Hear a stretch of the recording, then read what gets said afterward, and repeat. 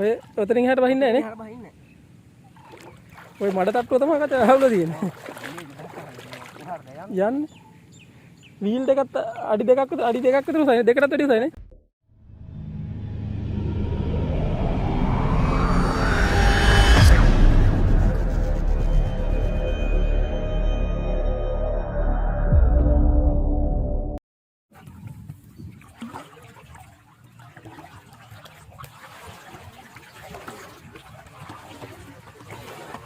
සුබ දවසක්. ඔබ බලනවා ඇති අද මම මොකද මේ ඇලකට බහලා ඉන්නේ කියලා. අද මම ඇවිල්ලා ඉන්නේ තවත් සුවිශේෂී වීඩියෝවක් රැගෙන ඉන්න. රාජාංගනේ ගොවි මහත්තුරු හරි ගිරිය ගොවි මහත්තුරු. ඉතින් රාජාංගනේ තියෙන සමහර කුඹුරු ගොඩක් එරෙනවා. සමහර කුඹුරු එරෙන ගතිය අඩුයි. ඉතින් එරෙන ගතිය අඩු කුඹුරු ගැන වීඩියෝවක් නෙවෙයි අද මම රැගෙන ඉන්න බලාපොරොත්තු වෙන්නේ ගොඩක් එරෙන කුඹුරක් කොහොමද හාන්නේ කියලා. රාජාංගනේ ගොවි මහත්තුරු ගොඩක් දිරිය ගොවි මහත්තුරු කියන්නේ මෙතුමන්ලා තමන්ගේ දරු පවුල පෝෂණය කරන්න තමන්ගේ ආර්ථිකය සරු කරගන්න ගොඩාක් දුක් ගැහැට විඳලා තමයි කුඹුරු වැඩ කරන රාජකාරී සිදු කරන්නේ. ඉතින් අදත් මම ඇවිල්ලා ඉන්නේ ඒ වගේ ස්ථානයකට. මේ කුඹුර පිහිටලා තිබෙන්නේ රාජාංගනේ වම්මිවුර යාය 3 ප්‍රදේශ. මම මේ රූගත කිරීම කරන්න කලින් තමයි කුඹුරේ රූගත කිරීම සිදු කරලා ඉවර කරේ. ඉතින් ඒ අවස්ථාවේ මගේ මේ ඉන හරියට විතර එනකන් කුඹුර එරෙනවා. සමහර ලියදු තියෙනවා අපේ ඉනටත් වැඩිය මේ බඩ හරියට විතර එරෙන තරම් ලියදු තියෙනවා මේ කුඹුරේ. ඒවට මේ අවස්ථාවේදී මේ ලෑම්මාස්ත්‍රය දැම්මේ නැහැ.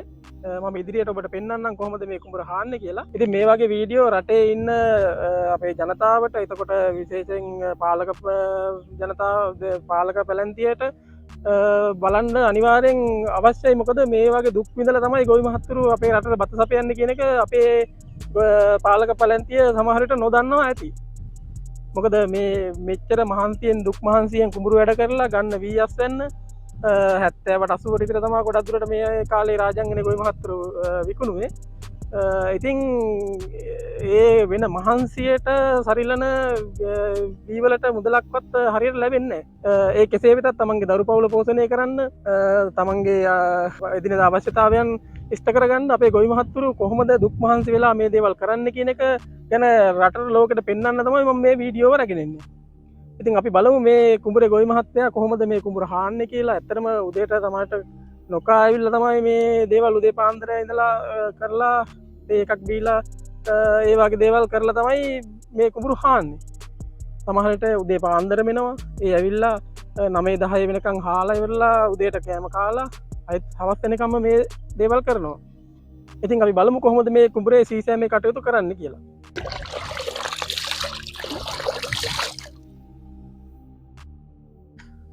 රාජාංගනේ කොල්ලෝ YouTube channel එක subscribe කරන්න කියලා මම ඔබ සියලු දෙනාගෙන්ම කාරුණිකව ඉල්ලා සිටිනවා. මේ වගේ වීඩියෝ තවත් කෙනෙකුට බලන්න දෙන්න වටිනවා කියලා හිතනවනම් මේ වීඩියෝ share කරලා මට සහයෝගයක් දක්වන ලෙස මම ඔබ සියලු දෙනාගෙන්ම කාරුණිකව ඉල්ලා සිටිනවා.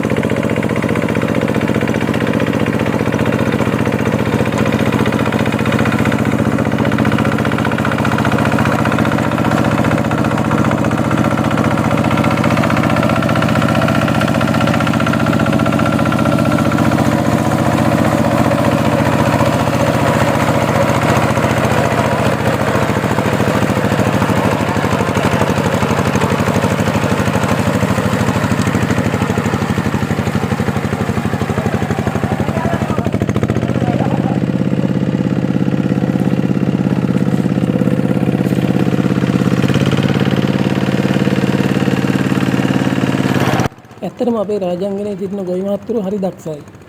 මේ එරෙන කුඹුරු හාන්නම මේ ට්‍රැක්ටරයට වීල් දෙකක් නිර්මාණය කරලා තියෙනවා.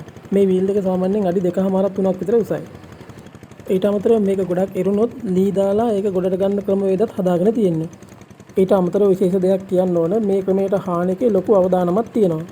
ට්‍රැක්ටරේ එරෙන පැත්තෙන් ගිහිල්ලා තල්ලු කරනවා. ඒ තල්ලු කරද්දී මේකේ වීල් දෙක කැරකෙන ගමන් තමයි තියෙන්නේ. බැරි වෙලා හරි කකුලේ මේ වීල් දෙක වැදුනොත් ලොකු හානියක් වෙන්න ඉඩ තියෙනවා කකුල් දෙකට. ඒ වගේ ලොකු අවදානම් තත්ත්ව තියාගෙන තමයි රාජාංගනයේ ගොවි මහත්තුරු රටට බතු සපයන්න මේ වගේ කුඹුරු වැඩවල නිරත වෙලා ඉන්නේ. ඇත්තටම රටේ බහුතර දෙනෙක් මේ වගේ දේවල් දන්නේ නැහැ. කඩෙන් ගිහිල්ලා හාල් ටික ගන්න විතරයි ගොඩක් දෙනෙක් දන්නේ. අපේ රටේ ගොවි මහත්තුරු විඳින දුක් ගැහැට කරදර පිළිබඳව දැනුවත් කිරීම තමයි මෙම වීඩියෝ රැගෙනීමේ මගේ ප්‍රධාන බලාපොරොත්තුව. ඇත්තටම මීටත් වඩා එරෙන කුඹුරු රාජාංගනයේ තව තියෙනවා. ඒවට සාමාන්‍ය ලෑම්මාස්ටරයක් තියා මොන වාහනයක්වත් දාලා හාන්න බෑ. මම මීට කලින් ගෙනල්ලා තියෙනවා බෝට්ටු ට්‍රැක්ටරයක් සම්බන්ධ වීඩියෝ එකක්. අන්න ඒ වගේ බෝට්ටු ට්‍රැක්ටරයක් නම් සාමාන්‍යයෙන් මේ ඒ කුඹුරු වලට දාන්න පුළුවන්. ඉතින් රාජාංගනයේ ඒ වගේ බෝට්ටු ට්‍රැක්ටරයක් තියෙන ගොවි මහත්තයෙක් නැහැ. මොකද මේ මැෂින් එක සාමාන්‍යයෙන් ලක්ෂ 15ක් 20ක් විතර එනවා මේ වෙනකොට. ඉතින් ඒක නිසා මේ මැෂින් එක නැහැ. ඒ හින්දා මේ කුඹුරු වැඩ කරන ගොවීන් උදැල්ලෙන් කොටලා තමයි ඒව වගා කරන්නේ. ඔබට මේ අවස්ථාවේදී පේනවා ඇති ට්‍රැක්ටරේ එක පැත්තක් බැහැපුවාම ඒ පැත්තට ගොවි මහත්තයෙක් ගිහිල්ලා ට්‍රැක්ටරේ තල්ලු කරනවා. ඒ තල්ලු කරද්දී වීල් දෙක කැරකෙන ගමන් තියෙන්නේ. බැරි වෙලා හරි කැරකෙන වීල් එක කකුලේ වැදුනොත් ලොකු හානියක් වෙනවා කකුල් දෙකට. මේ වගේ කුඹුරු සාමාන්‍යයෙන් හාන තැන ඉඳලා ගොයන් කපන තැන වෙනකන් වතුරෙම තමයි සියලුම වැඩ රාජකාරී කරන්න තියෙන්නේ. මේ වගේ කුඹුරක සාමාන්‍යයෙන් ගොයන් කපන කාලේ වෙනකොට වතුර තිබුණොත් ගොයන් කපලා සාමාන්‍යයෙන් දෑකැත්තෙන් තමයි කපන්න වෙන්නේ. ගොයන් කපලා එම ස්ථානයේ ගොයන් මිටිය දාන්න බෑ. මොකද නියරට ගිහිල්ලා දාලා එන්න ඕන ඊගාව එක කපන්න. නැත්තම් වතුරට තමයි ඒ ගොයන් මිටිය දාන්න වෙන්නේ. ඉතින් ඒ වගේ ගොඩාක් දුක් කරදර විඳලා තමයි මේ වගේ රාජාංගනයේ ගොවි මහත්තුරු අපේ රටට බතු සැපීමේ කාර්ය නිරත වෙලා සිටින්නේ. අපි මේ වගේ ගොවි මහත්තුරු ගැන ලොකු අගය කිරීමක් අනිවාර්යෙන් කළ යුතුයි.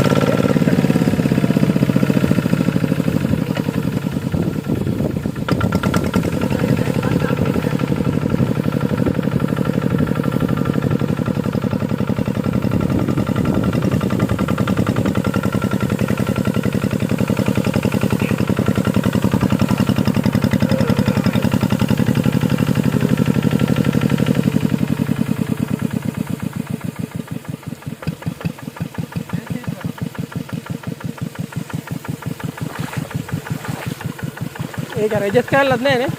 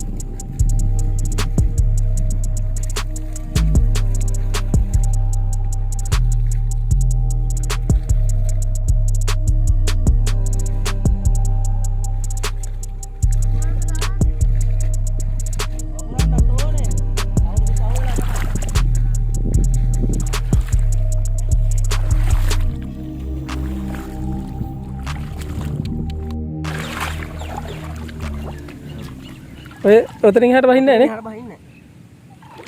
ඔය මඩ තට්ටුව තමයි කතා අහවලා තියෙන්නේ. යන්නේ. වීල් දෙකත් අඩි දෙකක් විතර උසයි. දෙකටත් වැඩි උසයි නේ. වැඩි උසයි.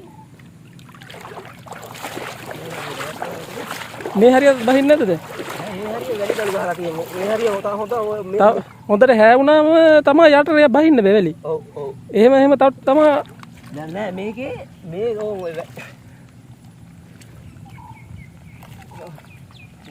මේකට වැලි ගල් ගහලා තියෙන්නේ මෙහෙත් අර වාගේ තමයි. එරුණා. දැන් මෙහෙ එරුණා. දැන් මේක මෙතනින් එහාට කඩාන බැස්සුවොත් යනවා නේ. යට එරනවා නේ. ඔය අර ඇලෙන් ආව වැලි පාර තියෙනනේ. වැලි පාරෙන් ඉඳ සේට් වෙලා තියෙනවා. ඕ හොල්ලනකොට මෙල්ලා ඉන්නේ නේද? ඔව් නේද? දැන් මොකවත් නේ. දැන් මේක කියනවා පාරක් දෙයක් කොහොම රවුමක් කරකෝ හැටි. හරියට ගන්න දෙයක් නේ. දාන්න බැරිද? ඔව් නේද? මේක හොඳයි කොහිල වලක් දාන්න. එහෙම තමයි මොනවත් කරන්න බෑ නේ. ඌඩේව හදන්නද වෙන්නේ. මොවලු. ඔව්. ඉතින් මෙන්න මේ ආකාරයට තමයි රාජාංගනේ සමහර කුඹුරු හාන්න සිද්ධ වෙලා තියෙන්නේ. මේ ආකාරයට ලොකු දුකක් විඳලා තමයි අපේ ගොවි ජනතාව විසින් අපේ රටේ සිටින සාමාන්‍ය ජනතාවට අවශ්‍ය බත සැපයීම සිදු කරන්නේ. මේ වගේ තවත් වටිනා වීඩියෝකින් අපි ඉදිරියේදී හම්බෙමු. එතෙක් ඔබට සුබ දවසක්.